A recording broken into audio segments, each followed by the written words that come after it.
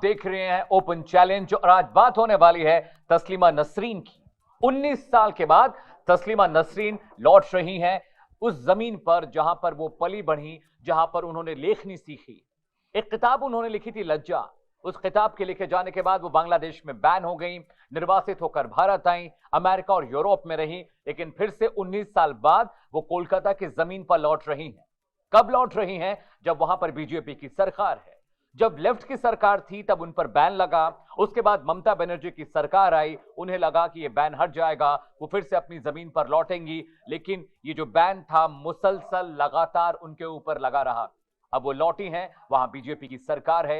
1 अगस्त को एक प्रोग्राम में वो शामिल हुई और उसके बाद उन्होंने कहा कि अब उन्हें ऐसा लगता है कि उनकी घर वापसी हुई है, कोलकाता आना उनके लिए सुखद अनुभव है।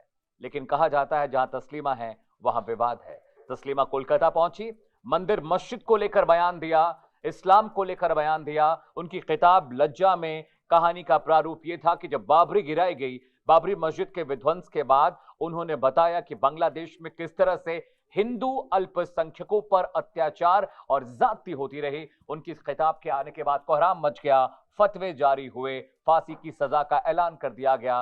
वो बचती भागती छिपती छिपाती कभी अमेरिका कभी यूरोप पहुंची, भारत में उनको शरण मिली, लेकिन लगातार धमकियों के बीच, लगातार डर और खौफ के बीच वो खुद को संभाले रही, खुद को एक लेखक के रूप में निखारती रही और आगे बढ़ती रही। आज चर्चा हम करने जा रहे हैं ओपन चैलेंज पर, क्या तस्लीमा नसरीन कायदे से इस मसले की हकदार हैं कि वो इस्लाम पर, हिंदुत्व पर, मंदिर पर, मस्जिद पर, बुद्धिज्म पर कमेंट कर सके। 4 खास मेहमान आपको स्क्रीन पर दिखाई दे रहे हैं। स्वागत कीजिए राकेश चतुर्वेदी जी का, हिंदू धर्मगुरु, बहुत बहुत स्वागत है राकेश जी। इसके अलावा दुर्गाचार्य कंचन भवानी जी मेरे साथ, शी इज ऑल्सो हिंदू धर्मगुरु, आपका भी बहुत बहुत स्वागत है। इसके अलावा फैजल अहमद साहब मेरे साथ हैं, मुस्लिम स्कॉलर हैं, आपका भी बहुत बहुत खैर मकदम है, स्वागत है। हाजिम नाजिम खान है, पीस पार्टी के लीडर है और अक्सर आप उन्हें मेरे साथ डिबेट में देखते हैं। सबसे पहले मैं शुरुआत करने जा रहा हूं आपसे फाजिल भाई। तस्लीमा नसरीन आती है भारत, 19 साल बाद वो कोलकाता पहुंचती हैं। वो कहती हैं कि मस्जिदें बनाने की जरूरत थी नहीं, बिना मस्जिदों के भी काम चल रहा था और मस्जिदों में कट्टरपंथी इस्लामिक जिहादी पैदा होते हैं जो देश के खिलाफ काम करते हैं। हम opening debate from you sir. देखिए, सबसे बड़ी बात यह है कि कौन क्या कहता है, सवाल ये नहीं होता है कौन उसको प्रश्रय दे रहा है, कौन उसको आगे बढ़ा रहा है, ये सवाल है। अब भारत में तो बीजेपी की सरकार है, तमाम दुनिया जानती है कि मुसलमानों के खिलाफ ये लोग विचारधारा रखते हैं और मुसलमानों के खिलाफ ही ये कोई भी कुछ दुनिया में बोलता है उसको ये लोग प्रमोट करते हैं। तो तस्लीमा नसरीन और किसी भी चीज को, एक वो क्या नाम था उनका जो कलाकार थे, उनको भी देश से जाना पड़ा था। उन्होंने कुछ सीता जी के बारे में कुछ कह दिया था या बना दिया था। तो कभी भी कोई आस्था पे या किसी चीज को, हमारा देश चूंकि कई धर्मों का देश है, यहाँ एक धर्म नहीं रहता है, विभिन्न धर्मों के देश है, यहाँ हम लोग एक दूसरे के साथ मिलजुल के रहते हैं। इस यूनिटी में, इस एकता में अगर कोई तीसरा दूसरे देश का आदमी आकर के खंडन पैदा करता है तो निश्चित रूप से सरकार को उसके खिलाफ होना चाहिए, जो नहीं है, दिख रहा है जी। राकेश जी के पास जा रहा हूं, हिंदू धर्म को। राकेश जी, जब लज्जा खिताब आई, मैं बहुत छोटा था, 93 की बात है, मैं स्कूल में था, बहुत छोटा था, नर्सरी में शायद मैं पढ़ रहा हूँ। तो लज्जा किताब मेरे पिताजी पढ़ रहे थे, तो उनसे मैंने पूछा कि ये किताब क्या, तो उन्होंने कहा बेटा ये किताब वयस्कों के लिए है। जब मैं क्लास 12 में पहुंचा तो मैंने लज्जा खरीदी और मैंने पढ़ाई शुरू की। जब मैंने लज्जा को पढ़ा तो मुझे इसमें दिखाई दिया कि बाबरी विध्वंस के बाद सिर्फ बांग्लादेश में नहीं, दुनिया के मुख्तलिफ इलाकों में जहां पे इस्लाम ज्यादा बड़े पैमाने पर था, वहां हिंदुओं के खिलाफ बहुत सारी चीजें हुई। इसलिए तस्लीमा नसरीन से नफरत है मुसलमानों को क्योंकि उन्होंने उनकी कमियां और खामियों पर बात की, या किताब में लिखी जो बातें थी वो इस्लाम, कुरान और हदीस के खिलाफ थी? देखिए अमित जी, सर्वप्रथम तो इस मंच को प्रणाम है। दूसरा, मैं आपके सामने एक बहुत बड़ा तथ्य रखना चाहता हूं कि जब कोई अन्य धर्म का व्यक्ति किसी या अन्य संप्रदाय का व्यक्ति किसी संप्रदाय पर कमेंट करता है तो उसमें एक संशय होता है कि वह व्यक्ति सामने वाले संप्रदाय को जानता नहीं है या उसको जो है पूर्णतया वह जिया नहीं है, तो उसके खिलाफ वह जो है व्यक्तिगत भावना निकाल रहा है। लेकिन तस्लीमा नसरीन जो है वो उसी धर्म में, उसी संप्रदाय में, उसी माहौल में पली बढ़ी है और उस वातावरण को उन्होंने जिया है। और ऐसी अवस्था में आपने लज्जा का जिक्र किया, मैं आपको अपना जो है एक जीवन की जो कहानी बता रहा, जब मास कॉम में कर रहा था उस समय जब मैंने यह पुस्तक उठाई तो आप मानेंगे नहीं, पढ़ने की इच्छा नहीं हो रही थी। वो बर्बरता, वो जो उसमें आप पढ़े हैं तो आपको भी पता होगा कि एक क्षण ऐसा आता था कि मन करता था कि या तो अब नफरत हो जाए इंसानियत से, या तो उस पुस्तक से, या उस पुस्तक अगर लेखक ने अगर गलत लिखा तो उस लेखक से। तीनों भावनाएं मैं बता रहा हूं आपको। लेकिन क्योंकि उस वास्तविकता को उन्होंने जिया है, उस वास्तविकता को उन्होंने देखा है, और बहुत सारे जो हैं जहां पर जो माइनॉरिटीज थे, वहां पर हिंदू जो माइनॉरिटीज थे अन्य देशों में भी, सिर्फ बांग्लादेश में नहीं, यह भारत के भी कुछ हिस्सों में उस समय देखा गया था। तो ऐसी अवस्था में उस क्षण को जिसने देखा है, उस दर्द को जिसने देखा है, वह जानता है कि मस्जिदों में घसीट घसीट कर चीजें किया गया, जो है अपने घरों में जबरन जो है लोगों को रोड पर चलने नहीं दिया जाता था। मैं ये जो वास्तविकता मैं बता रहा हूं आपके इस मंच पर, जो अनुभव है, जो अपने बुजुर्गों से मैंने अनुभव लिया है जो वार्तालाप में, वो दर्द जो है लज्जा का, वह आज भी चुभता है अमित जी। लेकिन मैं यह व्यक्तिगत कहना चाहता हूं कि कोई ये कह दे कि मस्जिद नहीं होना चाहिए, कोई ये कह दे मंदिर नहीं होना चाहिए, यह बिल्कुल व्यर्थ की बात है। हाँ, आप तब तक मंदिर या मस्जिद की वास्तविकता को प्रमाणित नहीं कर पाएंगे जब तक हृदय में मानवता ना बसी हो। तो आपको मंदिर बनाने से पहले या मस्जिद बनाने से पहले, मदरसा बनाने से पहले या विद्यालय बनाने से पहले मानवता का पाठ पढ़ाना चाहिए। वो माता पिता पढ़ाते हैं सबसे पहले। फाजिल अहमद कुछ कह रहे, उसके बाद में नजीम साहब आपके पास आ रहा हूं। फाजिल में 20 सेकंड में आप बह रहे थे, बात पूरी करेंगे। उसी पर कोई आरोप लगा देना, और जैसे ही उन्होंने कह दिया कि मस्जिद नहीं होनी चाहिए, खुद ब खुद उनकी सारी बातों पर साबित हो गया। 84 में सिखों का नरसंहार दिल्ली के अंदर और पूरे देश के अंदर कैसे हुआ, उसको तो नरसंहार करने वाले कोई पाकिस्तानी बांग्लादेशी नहीं थे, अपने ही भारत के लोग थे। किस धर्म के लोग थे? 84 के अंदर अगर उस किताबें भी छपी हैं, बहुत सी किताबों पर बैंड है, बहुत से लेखकों पर बैंड है। ऐसा नहीं है कि भारत में नहीं है। कभी भी किसी चीज को वृत्तांत, फिल्म कैसे बनती है, फिल्मों के डायलॉग्स कैसे लिखे जाते हैं, सब एक कोर काल्पनिक चीजें ज्यादा होती हैं, सच्चाई से उतना मतलब नहीं होता है। कोई लेखक अगर किसी चीज को बढ़ा चढ़ा करके लिखे, फिक्शन कर दे और आप उसको प्रमोट करें, तो जितना दोषी वो है उससे ज्यादा दोषी आप हैं। आज हमारे जहाजों पर क्यों हमला हुर्मुज में हो रहा है, इस पर भी सोचना पड़ेगा ना। आपने क्या ऐसा कर दिया कि आज पूरी दुनिया में जहां हम शांति, कबूतर उड़ा करके हम लोग शांति का संदेश देते थे, आज अपना जहाज नहीं बचा पा रहे, हमले हो रहे उनके। ठीक है नाज़िम साहब, मैं आपके पास आ रहा हूं। एक महिला ने एक किताब लिखी जिसमें इस बात का जिक्र था कि बाबरी विध्वंस के बाद जो हिंदू अल्पसंख्यक थे उनके साथ जाति की गई, मारपीट की गई, महिलाओं के साथ रेप तक की वारदातें हुई, बहुत सारे लोगों को जिंदा जला दिया गया। उस महिला के खिलाफ फतवा जारी होता है, उसे फांसी देने की सजा मुकर्रर कर दी जाती है, वो भागती फिरती है, बचती फिरती है। ये किस तरह का इस्लाम है कि एक महिला के खिलाफ पूरा का पूरा इस्लामिक स्ट्रक्चर, पूरा कॉन्स्टिट्यूशन इस्लामिक उसके खिलाफ चला गया? हाँ अमित जी, देखिए वो 6 दिसंबर 1992 की घटना को हम लोग कभी नहीं भूल सकते। जितनी बड़ी खतरनाक घटना थी, उस घटना से पूरे भारत किस तरीके से उस भयावह घटना को याद करता, तो आज भी हम लोगों के रोंगटे खड़े हो जाते हैं, क्योंकि वहां बाबरी मस्जिद को किस तरीके से शहीद करा गया। लेकिन वहीं लज्जा के अंदर इस चीज को बड़ा चढ़ाकर बताया गया कि भाई यहाँ पर देखिए इस तरीके का तर्क हुआ तस्लीमा नसरीन के द्वारा। लेकिन उन्होंने बांग्लादेश में क्या बात करा, जो उन्होंने लिखा कि यहाँ मंदिर तोड़े गए, यहाँ पर हिंदुओं पर अत्याचार हुए। भाई कौन देश अपने देश के खिलाफ इस तरीके का गलत शब्दों के बात एक्सेप्ट करेगा? तस्लीमा नसरीन ने वहां पर गलत लिखा अपना, क्योंकि देखिए लेखक कुछ भी लिख सकता, जहां ना पहुंचे रवि वहां पहुंचे कवि। तो देखिए जाहिर सी बात है, जब जहां रवि नहीं पहुंचा तो वहां कवि की सोच पहुंच गई। यानी लेखिका तस्लीमा नसरीन ने वो चीजें लिख दी जिनका सच्चाई से कोई लेना देना नहीं था, इसीलिए उसको बैन करा गया यहाँ पे। और रही बात यहाँ पर, तस्लीमा नसरीन ने कहा कि मस्जिदों के अंदर यहाँ पे कोई जरूरत नहीं है। तो तस्लीमा नसरीन जी, आपने अपना नाम अभी तक तस्लीमा नसरीन रख रखा है, आपने मजहब इस्लाम का नाम आपने इस्तेमाल कर रखा, तो आपको वो सबसे पहले अपना नाम हटा देना चाहिए था, क्योंकि ये वही है नाम आपका जो वहां के इमाम साहब मस्जिद के, उन्होंने आपका नाम तकसीम करा। ठीक है दुर्गाचार्य जी, तस्लीमा के माता पिता दोनों मुसलमान थे, एक मुसलमान परिवार से ताल्लुक रखती थी, उनकी परवरिश, उनकी पढ़ाई, वो सब कुछ इस्लामिक तरीके से हुई। लेकिन एक महिला जब वयस्क होती है, समझदार होती है, तो अपने ही धर्म के खिलाफ वो क्यों गलत लिखने लगती है? इसलिए क्योंकि सच्चाई पता चल गई थी, इसलिए क्योंकि इस्लाम में महिलाओं को दबा के रखा जाता है, इसलिए क्योंकि बुर्के का कल्चर है, इसलिए कि महिलाओं को बोलने नहीं दिया जाता, ये वजह थी। देखिए अभी मैं बोल रही हूँ, इन लोगों को बोलिएगा बिल्कुल नहीं बोले बीच में। इन्होंने बोला, मैंने पूरी सुनी है। देखिए मैं उसे बहुत साधुवाद देना चाहती हूँ। जिस प्रकार उन्होंने अपने जीवन में अपने ऊपर आबिदी बताई है कि इस्लाम में वाकई महिलाओं का शोषण होता है। इस्लाम में उन्होंने कुरान पढ़ा, कुरान में क्या लिखा हुआ है, तभी वो बहिष्कार कर रही है। आप ये देखिए, बोल रही है मस्जिद नहीं होना चाहिए। क्यों कह रही है मस्जिद नहीं होना चाहिए? जहां महिलाओं का जाना वर्जित होता है, वहां महिला नहीं जा सकती है। क्यों नहीं जा सकती है? हमारे देश में कहता है कि हम हिंदू, हम स्त्री और पुरुष दोनों एक हैं, तो फिर वहां महिलाओं को वर्जित क्यों है? क्योंकि ये सिर्फ महिलाओं से बच्चे पैदा करते हैं, उनको हलाला जैसे शोषण में डालते हैं। उसने छोड़ा, अगर पति ने छोड़ दिया तो ससुर के पास जाओ, उनके ताऊ के पास जाओ, या मौलाना के पास जाके हलाला करना पड़ेगा। ऐसा कौन सा धर्म? वो गलत नहीं लिख रही है, उन्होंने बिल्कुल 100% राइट लिखी है, क्योंकि वो थक चुकी इस्लाम धर्म से। और मैं कहूंगी, आ जाओ, आपका वेलकम है हमारे सनातन धर्म में, जहां महिलाओं का सम्मान होता है।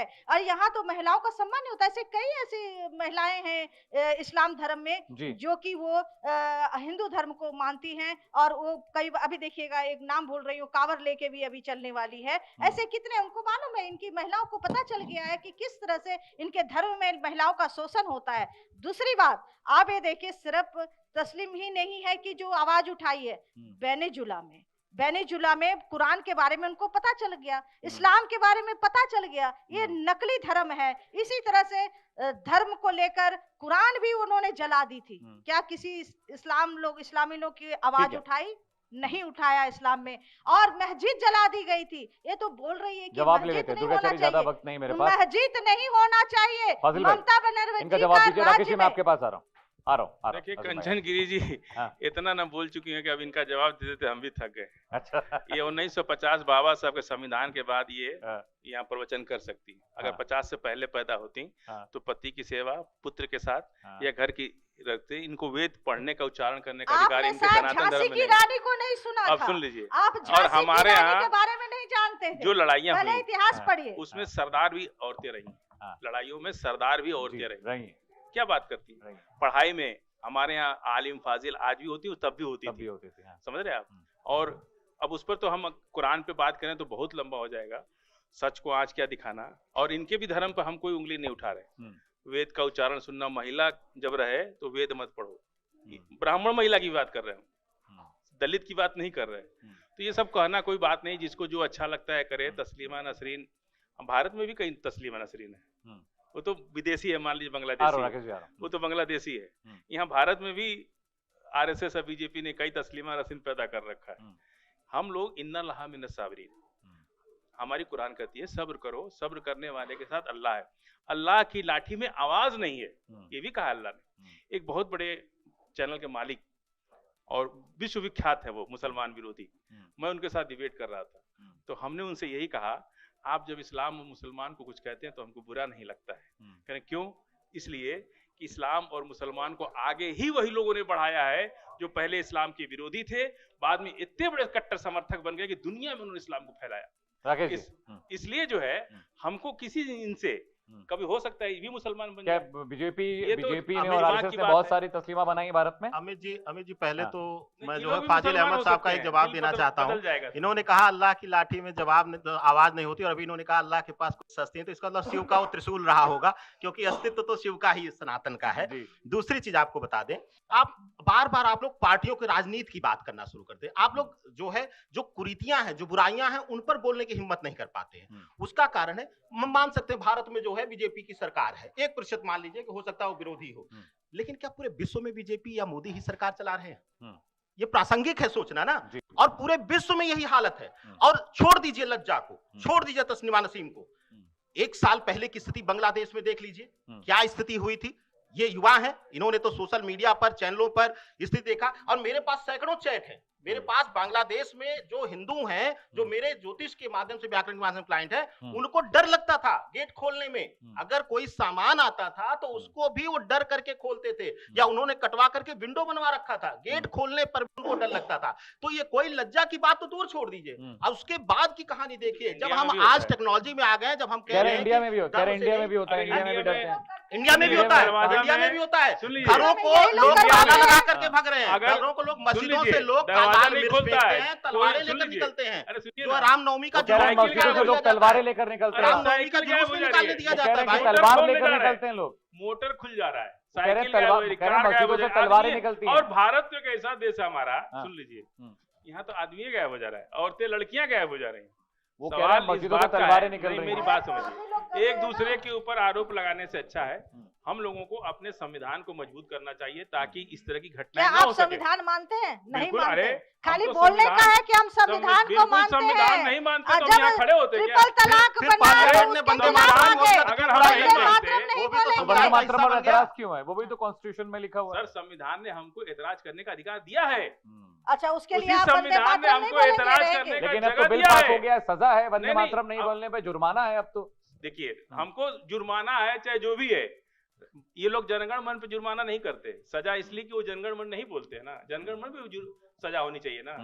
यदि आप राष्ट्रगान बड़ा है कि राष्ट्रगीत बड़ा है, जनगण मन न गाने पर कहाँ एक नहीं मिनट, होता एक है। मिनट, कंचना जी, इंडिपेंडेंट जनगण इंडिपेंडेंट मन डे ये पे लोग कहाँ नहीं गाया आजादी जाता? आरएसएस के मुख्यालय में नहीं होता, वो लोग तिरंगा नहीं अब फहराते। तो होने लगा, आरएसएस के अरे अब मुख्यालय में होने लगा। सर, हाँ, नकली, इसीलिए तो मैं नकली तो नागपुर संविधान- गया था, वहाँ जनगण मन होता नकली है। देशभक्त, अब इसीलिए हम लोग नकली अब वहाँ पर देशभक्त। भारत का झंडा भी लगता है अब तो और नागपुर हम में। लोग, अमित सुन भाई, लीजिए, ये भी नकली भक्त इसी बन करके दिखा संविधान- दें एक सुन बार। लीजिए, एक इसी बार ये भी नकली संविधान भक्त की- बन के इसी दिखा दें। संविधान की शपथ से हाँ। हम लोग भारत में रुके थे जब पाकिस्तान जाने अरे के बाद। नहीं, मैं ठीक है, बताती इसी हूँ, संविधान की शपथ से रुके थे। नेहरू जी ने और दुर्गाचार्य गांधी जी जी, का बोया अभी हुआ साहब ये बीज बताइए, है। जब कॉन्स्टिट्यूशन में दोनों को बिलीफ है आपको, प्रधानमंत्री आप देश के बनना था, संविधान को जिन्ना को मानते हैं, और बाबा साहब नेहरू अम्बेडकर जी को को। मानते हैं, तो एक महिला की लिखी है किताब पर उसको सजा मिलनी है नहीं मिलनी है, ये कानून तय करेगा। पब्लिक ने, भीड़ ने, इस्लामिक मौलानाओं ने कैसे तय कर लिया कि फांसी दे देंगे? फतवा जारी कर दिया, बैन लगा दिया, भारत में भी बैन लगा दिया, बहुत सारे लोगों ने फतवा जारी किया। अगर आप मानते हैं कॉन्स्टिट्यूशन को, आप मानते हैं बाबा साहेब को, तो फिर कानून को अपना काम करने देते। क्यों मौलाना फतवा जारी करते रहे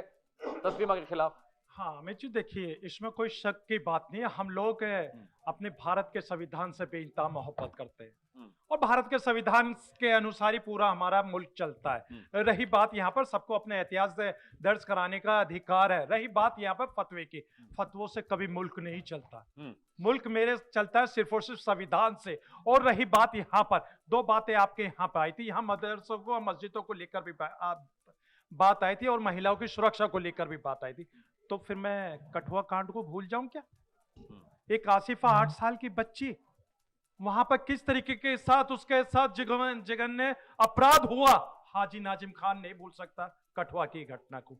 और रही बात ये, तस्लीमा नसरीन को पता है कि बीजेपी की सरकार है पश्चिम बंगाल के अंदर, अब वो यहाँ पर सुरक्षित रहेगी। अब खूब जितना भी मुसलमानों के खिलाफ उसे जहरुगल्ला वो लेखनी के द्वारा लिखेगी। कहते हैं सुन लीजिए। और दूसरी बात, आपने बहुत सारी ऐसी बात की, आपने अभी आपने कावड़ वाली महिला की भी बात करी। सुरक्षित है सुन तो लीजिए, सरकार में। अभी नहीं तो कावड़ पूरा यात्रा की भी बांग्लादेश बात को घुसा देते हैं, पूरा कावड़ यात्रा के लिए बांग्लादेश बात करी तो पूरा बांग्लादेशी को औरत के लिए border महिला खोल देना। महिला प्रेम है, border बांग्लादेश खोल दिया में महिला की जाता। बात। और सारे 84 में सिखों का जो नरसंहार हुआ, टायर डाल करके जलाया बांग्लादेशी, गया, रोहिंग्या, वो लोग कहाँ मुसलमान हैं? सबको घुसा रखा किसने? था बांग्लादेश में। किसने किया? तो वही होता आज। भारत की बीजेपी कावड़ सरकार यात्रा है में भी तो इन्होंने देश कहा कि एक सुरक्षित है। महिला बुरखे में कावड़ यात्रा के लिए जा रही थी। इनको मैं जानकारी दे दूं भाई, वो संविधान के खिलाफ उन्होंने एक काम करा, उनको नोटिस आया 31 जुलाई 2026 को उनको कोर्ट में पेश होना था, नहीं हो पाई। 20-20 हजार के मुचलके पे छुट के आए भाई।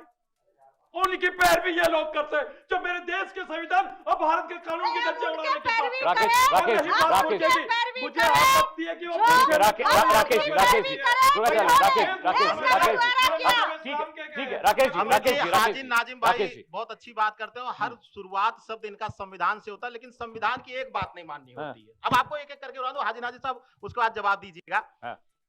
बाबरी मस्जिद के खिलाफ जो है फैसला है, राम मंदिर का फैसला आया, कुछ सो कॉल्ड मौलाना जो अपने आप को मुसलमान संप्रदाय का बड़ा रक्षक और अपना पालक समझते थे, वो चिल्लाए कि हमारी सरकार आ जाएगी तो हम तोड़ देंगे। कहां गया संविधान, कहां गया कानून का आपका मानना? किसी ने नहीं कहा 3 तलाक पे विषय। ऐसा किसी, ये आप पढ़ फेक लीजिएगा, खबर है। बयान सुन लीजिएगा। नहीं, आप बयान से, आप तो राजनीतिक घरानों में बैठते हैं, आप बयान सुन लीजिएगा, बयान सुन लीजिएगा। दूसरी चीज, 3 तलाक पे केस आया, 3 तलाक पे फैसला आया, हमारी सारे मौलाना बैठ खाली करके, पड़ी है, क्योंकि हम तो हलाला का सुनिए, लाभ लेना था, त्रिपाठी वो जी, तो विरोध जी, करने लगे। सुनिए, उसके बाद हमारी आया मस्जिद एक तो आज भी संशोधन खाली हुआ है, हम तो वक्फ कह रहे बोर्ड बिल हैं पे, उनको दे दो, हम जो लोग अपना अवैध मस्जिद कब्जा बना करके जो है, शायद फाजिल अहमद भाई भी कहीं हो सकता है लिए हो, मुझे नहीं पता है, लेकिन सारे जो है मौलाना विरोध में आ गए। अरे भाई कहाँ आप संविधान मानते हैं? जो संविधान की बात है उस पर तो आपको विरोध अरे करना हमने होता कहा है। कि आप संविधान कौन सा आपको संविधान विरोध का मान रहे अधिकार हैं? आप देता है। मान रहे हैं वो विपक्ष जिहादी का अधिकार देता संविधान, है। जो आपको वही आपकी जो है धार्मिक पुस्तक पढ़ाई जाती है,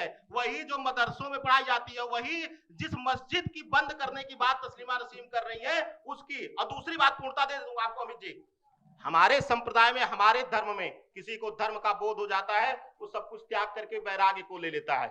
तस्लीमा नसीम जब मुसलमान की सच्चाई आ गई, मुसलमान धर्म की सच्चाई आ गई, उसे नफरत हो गई, क्या उसे सच्चाई नफरत हो गई। अरे क्या कि ऐसे सच्चाई? हादी नादिर भारत के अंदर हलाला नागरिकता करने के चाहती लिए है इंतजार वो। करते हैं। कहती है कि 4 नागरिकता साल उसे की मिल बच्ची जाएगी का और खुद कहते के हैं, मुसलमानों के लेकिन खिलाफ उसी बात करेंगे। बच्चियों का हलाला पैरवी आप लोग करते हैं। तलाक अरे दिलवाते सुन हैं। लीजिए तीन भाई, तलाक की अरे प्रतीक्षा आपने करते हैं। 3 तलाक आज करने के की लोग बात करी है। ऐसे संप्रदाय की सच्चाई तो मैं आने सब के पूछना बाद चाहता हूं, अगर कुरान शरीफ तस्लीमा की नसीम आयत के विरोध अंदर है करती 3 है, तलाक का तो जिक्र। हम सब उसके साथ लेकिन हैं। भारत वो के एक संविधान स्त्री के है अनुसार और बना दूसरा कानून हम लोगों ने खैर मकदम यूनिफॉर्म सिविल कोड को इनके लेकर प्रॉब्लम स्त्रियों नहीं है का ना? सम्मान ही नहीं है। बोलते हैं कि यूनिफॉर्म जन्नत सिविल में कोड भी की हूर बात की आप परी करें। मिलेगी, हाँ। यहाँ तो हूर पूरे की देश परी, के अंदर लागू यहाँ कर तो दीजिए महिलाओं भाई, का शोषण सरकार करते हैं, अलग ऊपर अलग से राज्यों इनको में हूर क्यों की कर परी रही है? मेरे चाहिए। पास आखिरी 2 मिनट है। ऊपर ही हूर फाजिल की साहब, परी जगह चाहिए। मेरे पास आखिरी 2 मिनट है। यूनिफॉर्म फाजिल सिविल साहब, कोड फाजिल से साहब। हम लोग को एतराज ये है कि उसमें आदिवासी को उन्होंने बाहर निकाल दिया जी। उत्तराखंड के अंदर। जी। हम ये कह रहे हैं कि जब कोई अच्छी चीज देश में होती है तो आप आदिवासी को निकाल क्यों देते हो उससे? उसको देना चाहिए ना। जब वो सबके लिए इतना अच्छा है फिर आदिवासी के लिए क्यों आप नहीं दे रहे उनको? भाई उनको भी दीजिए ना अच्छी चीज। यहाँ लड्डू बचेगा तो सबको दीजिए कि 2 आदमी को देंगे 2 आदमी को नहीं देंगे। भाई आदिवासी को क्यों छोड़ रहे हैं आप? आदिवासी से क्या नफरत है आपकी? आपको ये देखिए, आप आदिवासी को आदिवासी शामिल के लिए कीजिए जितना और लाइए सहूलियत उसे सरकार कोई कुछ देती कह रहे है, हैं शायद नाजिम आपको साहब, कुछ पता कह रहे नहीं है। हैं। 10 सेकंड हाँ, राकेश भाई आ रहा हूं, 10 सेकंड अभी- आपको भी हाँ, दूंगा। कंचन जी, अभी आपने कहा था कि मुस्लिम समाज की महिला मस्जिद में नहीं जाती। आप झूठ बोलते हैं, लेकिन हाँ, साबरीमाला का जो है एक केस सुप्रीम कोर्ट में चल रहा है, जहां हमारी बहन बेटी आज भी मंदिर में जाने के लिए गुहार लगाती है। उस पर क्या कहेंगे आप? देखिए 10 सेकंड में जवाब दीजिए। हाँ। देखिए, ऐसा है कि जहाँ पे हम लोगों का प्रतिबंध है वहां नहीं तो हर महिला जाती है, हर जगह जाती है महिला। ये हम प्रतिबंध लोग की सब बात कहाँ से आ गई?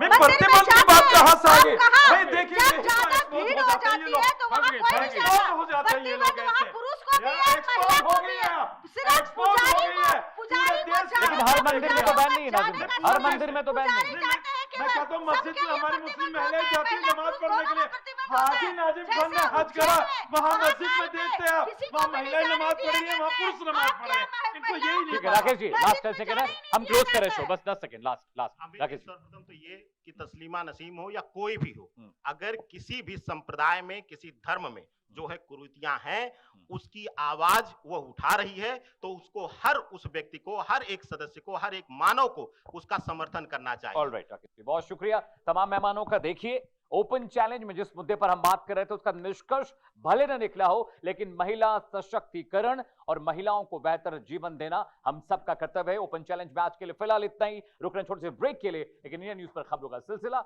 मुसलसल लगातार जारी। Stay with us.